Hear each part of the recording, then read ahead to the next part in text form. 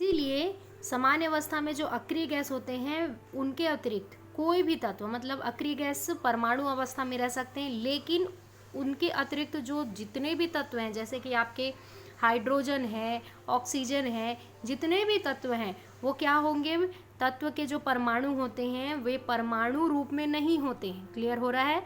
जो तत्व हैं वो परमाणु रूप में ना होकर अणु के रूप में दिखाई देते हैं। क्यों दिखाई देते हैं? क्योंकि उनके अष्टक पूर्ण नहीं होते हैं और वो आबंध बनाते हैं। जब वो बंध बनाएंगे तो अणु बन जाएंगे। तो ज़्यादातर तत्व परमाणु अवस्था में नहीं रहते क्योंकि उनकी संयोजकता पूर्ण नहीं होती है। क्लियर हो रहा है ये कॉन्सेप्ट? आगे बढ़ते हैं कि इस अध्याय में सबसे इम्पोर्टेंट क्वेश्चन क्या पूछे जाते हैं, जिस पे ये पूरा अध्याय आपका बनता है और इस अध्याय को पढ़ने का मेन कारण है। पहला प्रश्न, परमाणु परस्पर संयोग करके बंध क्यों बनाते हैं? अभी आपने जाना क्यों बंध बनता है, क्योंकि वो अपने अष्टक को क्या करते हैं, पूर्ण करते हैं। मोस्ट इंपॉर्टेंट क्वेश्चन है जो हर साल पूछता है। अगला, परमाणु अणु बनाने के लिए किस प्रकार सहयोग करते हैं? तो परमाणु, जब दो परमाणु हैं और जब वो अणु का निर्माण करते हैं तो वो किस प्रकार का सहयोग करते हैं? तो ये सहयोग अन्य प्रकार के हो सकते हैं। पहला हो सकता है सहसंयोजक, दूसरा होता है उपसहसंयोजक और तीसरा होता है आयनिक या धात्विक। बहुत सारे आबंधन होते हैं जिनके द्वारा ये परमाणु अणु में निर्मित होते हैं। क्लियर हो रहा है कॉन्सेप्ट?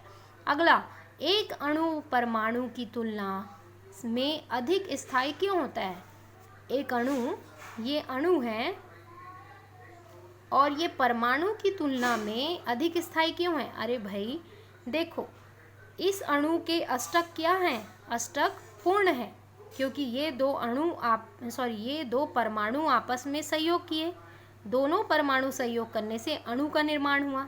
मतलब इस परमाणु का अष्टक और इस परमाणु का अष्टक यहाँ पे पूर्ण हो गया, अणु बनने पे पूर्ण हो गया, जिसके कारण ये स्थायी हो गए। अब ये क्रिया नहीं करेंगे।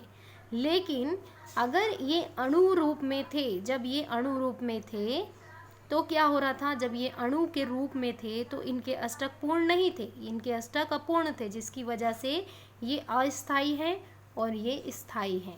क्लियर हो रहा है? तो अब इसको जानते हैं बेसिक कॉन्सेप्ट और इस चैप्टर के रासायनिक बंध के बारे में। तो रासायनिक बंध को अगर देखा जाए तो बहुत सिंपल है। अगर देखें तो इसमें दो तरीके का बंध आपको पढ़ने को मिलेगा। पहला है प्रबल बंध और दूसरा है दुर्बल बंध। प्रबल बंध अंतरः परमाणुीय बंध होता है और ये क्या होता है, दुर्बल बंध अंतः अणुक बल होता है। देखो, अंतरः परमाणुक बल क्या होता है, जब दो इस तरीके से परमाणु हैं उनके मध्य एक स्थिर वैद्युत आकर्षण बल हो। स्थिर वैद्युत आकर्षण बल का मतलब होता है ये दोनों परमाणु के नाभिक हैं, इसका नाभिक इस परमाणु के इलेक्ट्रॉन को आकर्षित करेगा, इसका नाभिक इस परमाणु के इलेक्ट्रॉन को आकर्षित करेगा। तो ये आकर्षण का नाम क्या होगा? आकर्षण का नाम होगा स्थिर वैद्युत आकर्षण बल। ठीक है? तो अंतरः परमाणुक में जब दो परमाणु आपस में इस तरीके के आकर्षण को प्रदर्शित करते हैं, जो स्थिर वैद्युत आकर्षण बल होते हैं, वो प्रबल बंध बनाते हैं। दुर्बल बंध में अंतः अणुक बनता है। अंतः अणुक का मतलब है, मान लो यहाँ पे कोई दो परमाणु आपस में जुड़े हुए हैं आकर्षण बल से, मतलब स्थिर वैद्युत आकर्षण बल से। दूर कहीं और दो परमाणु आपस में फिर जुड़े हैं स्थिर वैद्युत आकर्षण बल से। ठीक है? तो यहाँ का परमाणु, यहाँ इस परमाणु को एक आकर्षण बल बनाएगा इस तरीके से। ये देखो, ये इधर क्रॉस, ये इधर क्रॉस, कंटिन्यू। देखो, ये इससे जुड़ा है लेकिन ये इधर भी नज़र मार रहा है कि हाँ भैया मैं तेरे साथ भी बंध बना सकता हूँ, मैं इसे छोड़ सकता हूँ। इस परमाणु को ये परमाणु एक विश्वास दिला रहा है, लेकिन ये परमाणु इसके साथ जुड़ा है। तो इस तरीके का धोखाधड़ी करना अंतः अणुक आकर्षण बल होता है, जो दुर्बल बंध होता है। ये देखो यहाँ पे ये डॉट से मैंने बनाया दुर्बल बंध, जो कभी भी टूट सकता है। अगर इस परमाणु को पता चले कि ये कहीं और जा रहा है तो ये और ज़्यादा इससे जुड़ जाएगा, जिससे ये बंध टूट जाएंगे। क्लियर है? तो इसे दुर्बल बंध कहते हैं। इस दुर्बल बंध में आप पढ़ोगे लंदन बॉन्ड, वेंडरवॉल बॉन्ड, है ना, तो ये सारी चीज़ हम पढ़ेंगे। प्रबल बंध में आपको पढ़ना है, दूसरे अध्याय में ही मैंने क्लियर किया था इस बंध के बारे में। पहला था आयनिक बंध। आयनिक बंध मतलब कि जो आयनों के मध्य बनने वाला बंध होता है उसको आयनिक बंध कहते हैं, धनायन और ऋणायन। सहसंयोजक बंध, सहसंयोजक बंध हम बोल सकते हैं जिसमें इलेक्ट्रॉन की क्या होती है, साझेदारी होती है, उसे हम कहते हैं सहसंयोजक बंध। उप सहसंयोजक बंध में इस साल आपको नहीं पढ़ना है, ये है 12वीं का कोर्स। ठीक है, 12th में आपको इसके पूरे 2 चैप्टर हैं वो पढ़ने हैं। इस साल 11th में, इस साल नहीं, हर साल 11th में उप सहसंयोजक बंध नहीं होता है। मैंने सिर्फ यहाँ पे इसे मेंशन किया है ताकि आपको पता रहे कि अंतरः परमाणिक बल में आप कितने प्रकार के बंध को पढ़ते हो। धात्विक बंध 12वीं में भी नहीं पढ़ोगे, ये बीएससी और एमएससी लेवल का है, हालांकि इसके इंट्रोडक्शन में बताऊंगी। इतना जान लीजिए, उप सहसंयोजक बंध का मतलब होता है इलेक्ट्रॉनों का आदान प्रदान। मतलब कि मान लो कोई ए एटम है, ए नाम का एक परमाणु है और बी नाम का परमाणु है, ये अपने एक इलेक्ट्रॉन को इसके घर भेज देगा, ए के घर, ए अपने इलेक्ट्रॉन को बी के घर भेजेगा। मतलब इसमें क्या होता है, इलेक्ट्रॉनों का आदान प्रदान होता है, जिसको उप सहसंयोजक बंध कहते हैं। सहसंयोजक बंध का मतलब होता है पार्टनरशिप में काम करना। मतलब आपको कोई एक दुकान खोलना है, इस ए परमाणु और बी परमाणु को मिलके क्या करना है, बिजनेस खड़ा करना है। बिजनेस खड़ा करने के लिए 2 इलेक्ट्रॉनों की ज़रूरत है, 2 इलेक्ट्रॉन की ज़रूरत है मार्केट में। ए परमाणु के पास एक इलेक्ट्रॉन है, बी परमाणु के पास एक इलेक्ट्रॉन है, तो ये दोनों क्या बोलेंगे कि एक काम करते हैं, हम मार्केट में तुम अपना एक इलेक्ट्रॉन दे दो, मैं अपना एक इलेक्ट्रॉन दे देता हूँ, और हम पार्टनरशिप में 50-50% के पार्टनरशिप में बिजनेस करेंगे। और जब ये बिजनेस डूब जाएगा तो मैं मेरा इलेक्ट्रॉन लेके निकल जाऊंगा और तुम अपना इलेक्ट्रॉन लेकर निकल जाना, तो हम दोनों को घाटा नहीं होगा। ठीक है, तो सहसंयोजक बंध पार्टनरशिप में वर्क करता है। क्लियर हो रहा है यहाँ पे?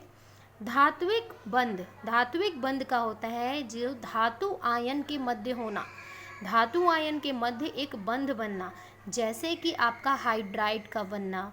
ठीक है, तो जैसे कि आपका सोडियम हाइड्राइड बनना, कॉपर हाइड्राइड, जितने भी हाइड्राइड हैं या धातुओं के मध्य एक बंध बनना, जैसे कि आप 12वीं में पढ़ोगे जब ठोस अवस्था का अध्ययन करोगे। ठीक है, बस इतना जान लो कि धातु आयन के मध्य बंध का बनना। ठीक है, आते हैं दुर्बल बंध में जो अंतः अणुक बल के मध्य स्थापित होता है।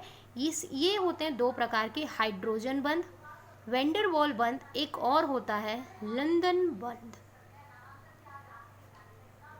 ठीक है, तो तीनों बंध ये ध्यान में रखो। ठीक, इसके बाद हम स्टार्ट करेंगे आपका सहसंयोजक बंध, जो कि पूरा चैप्टर इस बंध पे निर्भर है। बाकी हमें कोई भी बंध नहीं पढ़ना है क्योंकि ये है ही नहीं आपके अध्याय में। सहसंयोजक बंध के स्टार्टिंग से पहले हमें जानना है रासायनिक संयोग के कारण क्या है। क्या कारण होते हैं भैया कि आपस में 2 परमाणु जुड़ते हैं, कुछ तो होगा इस संयोग का कारण, तो इसे जानते हैं। ये मेन कारण है संयोग का न्यूनतम ऊर्जा धारण करने की प्रवृत्ति। ठीक है, जब 2 परमाणु एक दूसरे के नज़दीक आते हैं तो एक परमाणु का नाभिक दूसरे परमाणु के इलेक्ट्रॉनों को आकर्षित करता है। पहले लाइन को समझते हैं। देखो पहले लाइन को, जब कोई इस तरीके का आपका एक नाभिक है, यहाँ पे भी एक नाभिक है और यहाँ पे इलेक्ट्रॉन क्या रहता है, इस तरीके से क्लाउड फॉर्म में होता है। क्लाउड फॉर्म मतलब कि बादल नुमा संरचना होती है, कंटिन्यू घूमते हैं, धुंध जैसी दिखाई देती है ये। ठीक है, ये 2 परमाणु हैं। दोनों परमाणु जब आपस में दोनों की दूरी देखें तो ये दोनों की दूरी होती है क्या, अनंत। इनका डिस्टेंस क्या होता है, इन्फिनिट। एनर्जी दोनों की जो ऊर्जा होती है वो शून्य होती है। ठीक है, जब दोनों परमाणु आपस में पास आने लगते हैं तो इनके मध्य कारण उत्पन्न होता है संयोग के कारण। पहला कारण, इस परमाणु को मान लो ए, इस परमाणु को मान लो बी। ए परमाणु का नाभिक बी परमाणु के अंतिम कक्ष में उपस्थित इलेक्ट्रॉन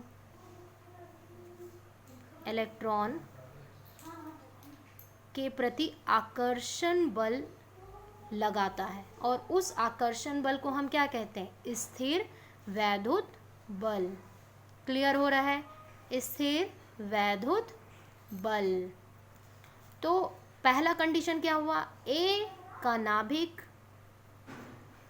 है ना, बी के अंतिम कक्ष में उपस्थित इलेक्ट्रॉन के मध्य एक आकर्षण बल लगता है जिसको स्थिर वैद्युत बल कहते हैं। दूसरा कंडीशन क्या हुआ?